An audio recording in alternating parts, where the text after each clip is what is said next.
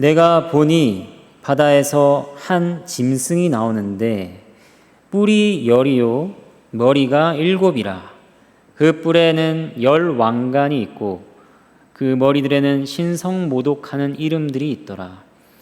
내가 본 짐승은 표범과 비슷하고 그 발은 곰의 발 같고 그 입은 사자의 입 같은데 용이 자기의 능력과 보좌와 큰 권세를 그에게 주었더라.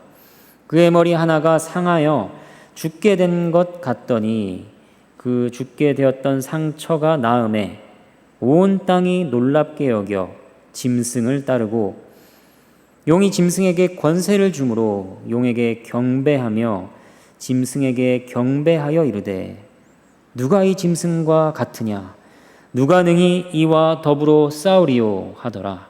또 짐승이 과장되고 신성모독을 말하는 입을 받고 또 42달 동안 일할 권세를 받으니라.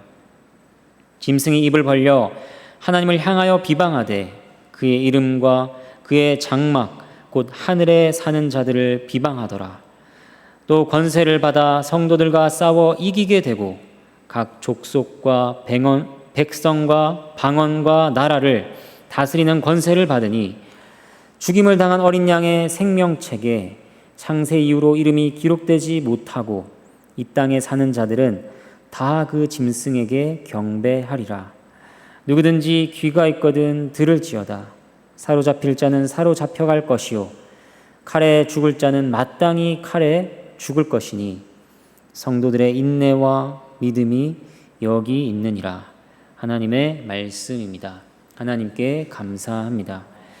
예수 그리스도께서 다시 오시기 전 교회는 환난과 핍박과 미혹의 시간을 지나야 합니다. 요한계시록은 그것의 실체를 우리에게 보여주고 있습니다. 요한계시록 11장부터 13장을 통해 알 수 있는 중요한 사실은 이 모든 기간이 예수님의 초림과 재림 사이, 곧 교회의 전체 역사에 해당한다는 점입니다. 이 기간 동안 교회는 언제나 환난을 겪습니다. 그리고 그 환난은 예수님의 재림이 가까워질수록 점점 더 심화될 것입니다. 또 재림 전에는 극심해질 것입니다. 이제 오늘 본문의 말씀을 한번 보도록 하겠습니다. 12장 마지막 절에서 어떤 장면이 나오는가? 거기에서는 붉은 용이 교회를 대적하기 위해 서 있는 장면이 나옵니다. 그리고 13장에서는 그 붉은 용, 사탄이 어떻게 두 짐승을 통해 교회를 공격하는지를 보여줍니다. 바다에서 올라오는 짐승과 땅에서 올라오는 짐승입니다. 오늘 본문은 바다에서 올라오는 짐승에 대해서 다루고 있습니다. 붉은 용은 성부를, 바다에서 올라오는 짐승은 성자를, 그리고 땅에서 올라오는 짐승은 성령을, 즉 사단이 삼위 하나님을 모방하는 것을 우리는 볼 수 있습니다. 1절 바다에서 올라온 한 짐승을 소개합니다. 이 짐승은 10뿔과 7머리를 가졌고 머리엔 신성을 모독한 이름들이 있습니다. 이 짐승은 앞의 12장에 나오는 용의 모습을 닮았습니다. 12장 3절을 보도록 하겠습니다. 큰 붉은 용이 있어 머리가 7이요 뿔이 10이라.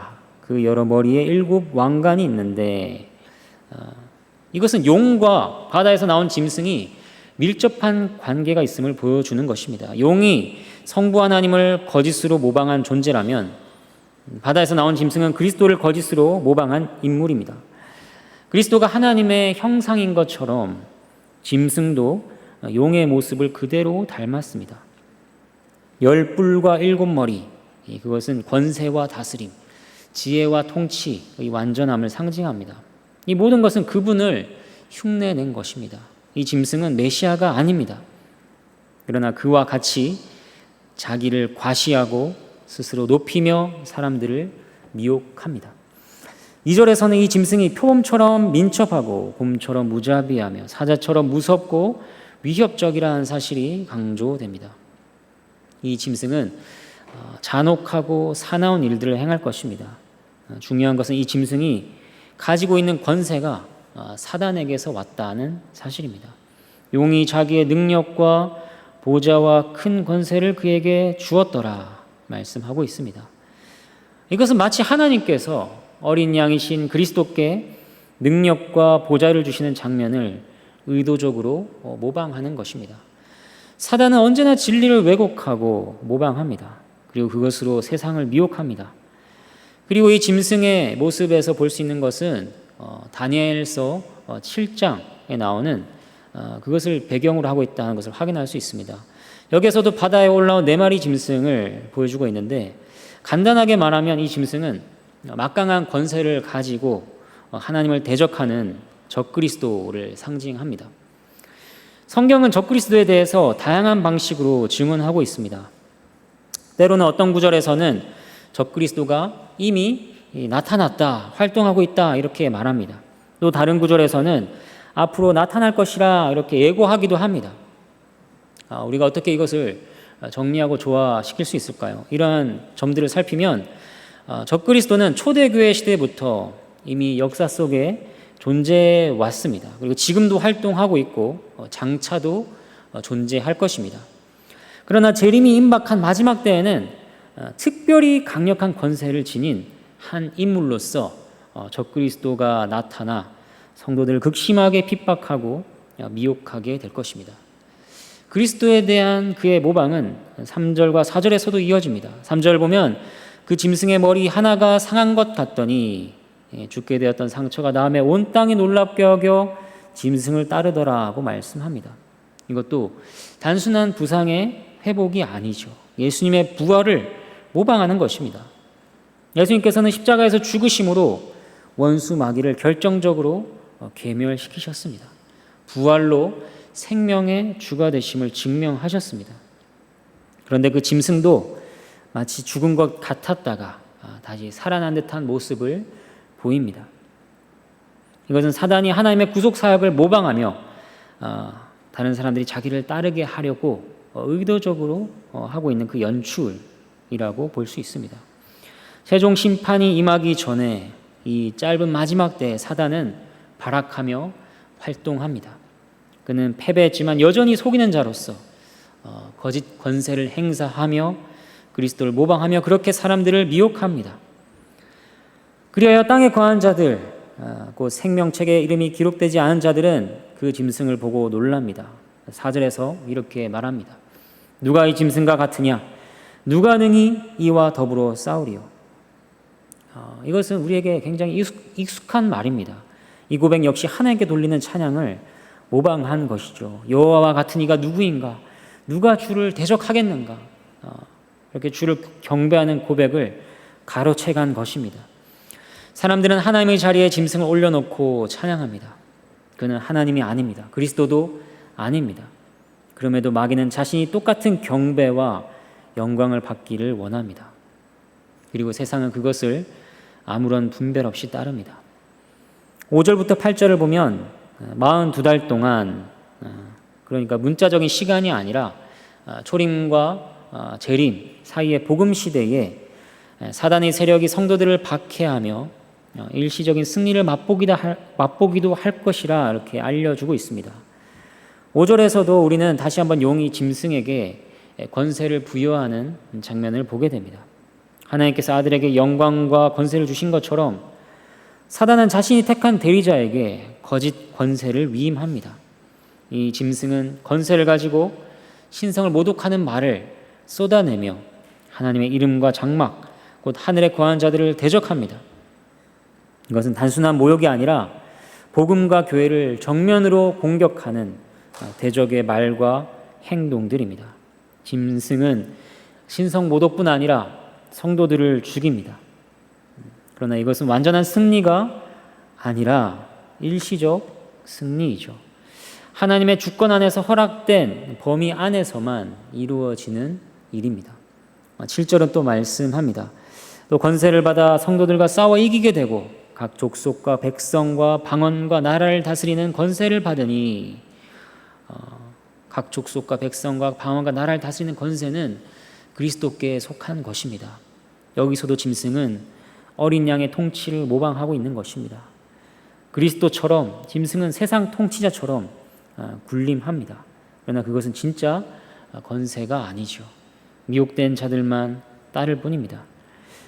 8절을 가면 인류를 두 부류로 명확히 나누고 있습니다. 죽임을 당한 그 어린 양의 생명책에 창세 이후로 이름이 기록되지 못하고 땅에 사는 자들은 다 그 짐승에게 경배하리라.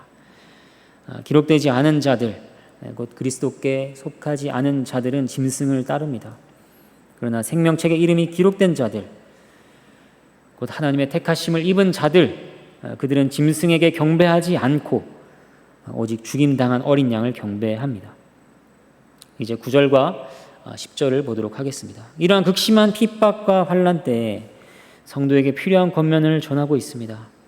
요한계시록에서는 귀 있는 자는 들을지어다 라는 표현이 반복적으로 등장합니다. 단순히 귀로 듣는 것을 말하는 것이 아니라 영적인 분별과 믿음을 가진 자, 곧 하나님의 은혜로 듣는 귀를 받은 자를 가리키고 있는 것입니다. 누가 들을 귀를 가진 자인가? 8절과 연결시켜 보면 그것은 바로 어린 양의 생명책에 이름이 기록된 자들이죠. 하나님께 택함받고 구속받은 자들은 하나님 말씀을 들을 귀를 가지고 있습니다. 그 말씀에 반응하고 순종합니다. 그렇기 때문에 이 표현은 단순한 명령이 아니라 하나님의 백성에게 주시는 격려와 위로라고 할 수 있습니다. 너는 들을 귀가 있는 자다. 너는 나의 백성이다. 그러므로 이 말씀을 들으라 하는 하나님의 확증인 것입니다. 10절에서 이렇게 말씀하십니다. 사로잡힐 자는 사로잡혀갈 것이요 칼에 죽을 자는 마땅히 칼에 죽을 것이라. 이 말씀은 마치 냉정한 선언처럼 들릴 수 있습니다. 하지만 그런 의미가 아닌 것이죠. 사로잡힌다 해도, 칼에 죽는다 해도 그 일조차도 하나님의 허락 아래에 있다는 사실을 말해주는 것입니다. 이것은 요한계시록 6장에서 순교한 영혼들이 외쳤던 고백과도 맞닿아 있습니다.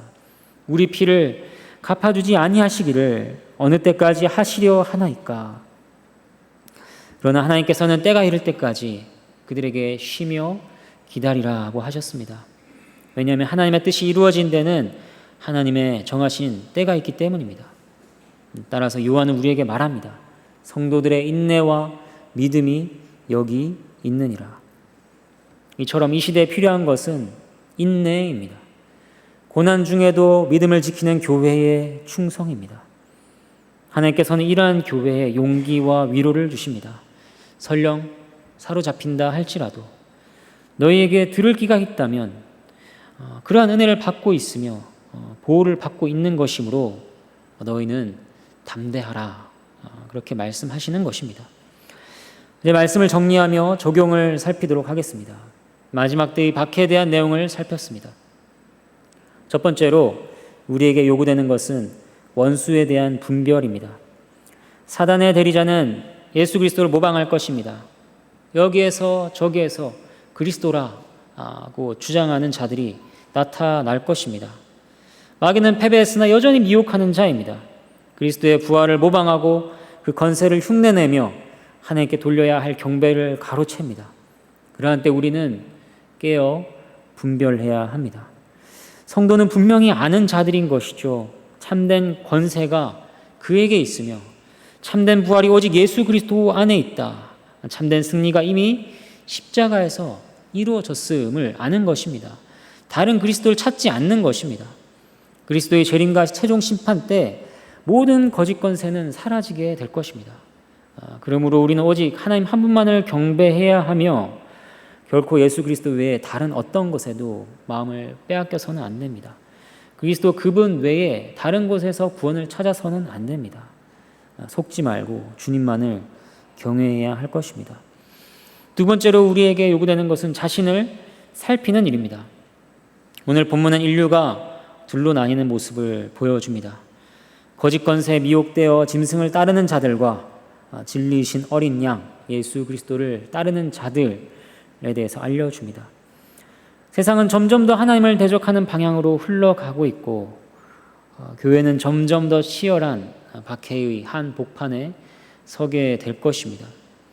이러한 때 우리는 자신을 깊이 돌아보아야 합니다. 나는 지금 누구를 따르고 있는가? 내 말과 행동, 내 생각과 가치관, 그리고 삶의 방향 속에서 나는 과연 누구의 편에 서 있는가? 혹시 알지 못하는 사이에 세상의 방식에 물들어 짐승의 길을 따르고 있는 것은 아닌지, 아니면 여전히 십자가의 그 어린 양을 따라가는 좁은 길을 걷고 있는 것인지 우리의 마음을 주님 앞에 내어놓고 살펴봐야 하는 것입니다.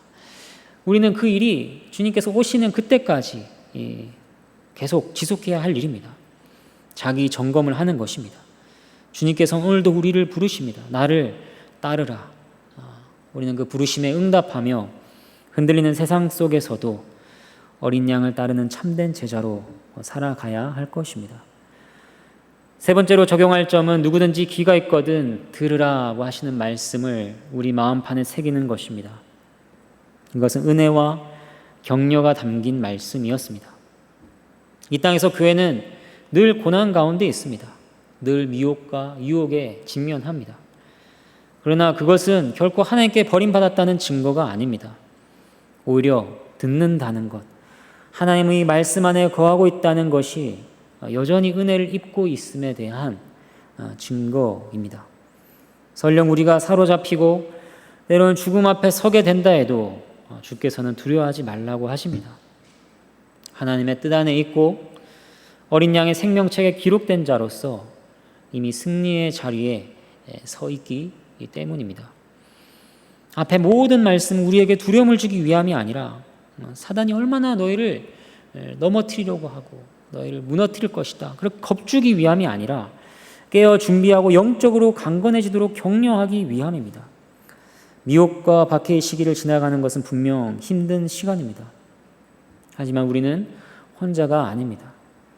주님께서는 우리에게 인내와 믿음을 가질 것을 교훈하시며 궁극적인 승리가 어린 양 예수 그리스도께 있음을 약속하십니다.